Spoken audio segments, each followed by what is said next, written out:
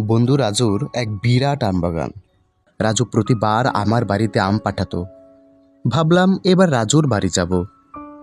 রওনা করলাম বাড়ির দিকে।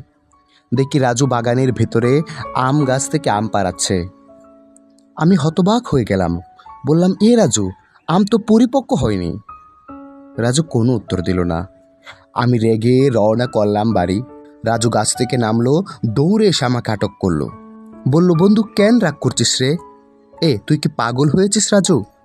রাজু, না না না রে বন্ধু, তুই জানিস এখন আমের অনেক দাম। আহারে রাজু, তুই টাকার জন্য এই অপরিপক্ক আমগুলো পারছিস? বন্ধু, আম দেখেই তোর এত কষ্ট হচ্ছে? এর বাইরে মানুষ সময়ের আগে কত কিছু করছে। শোন রাজু, একের ভিতরে দুই ঢুকাইও না। এর ব্যাখ্যা আমি দিতে পারবো না।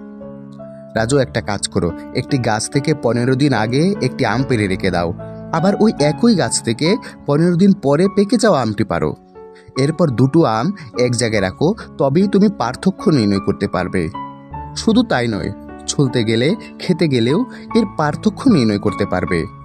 আর শোনো রাজু, আল্লাহর নিদর্শন, কেউ পূরণ বা সৃষ্টি করার ক্ষমতা রাখে না।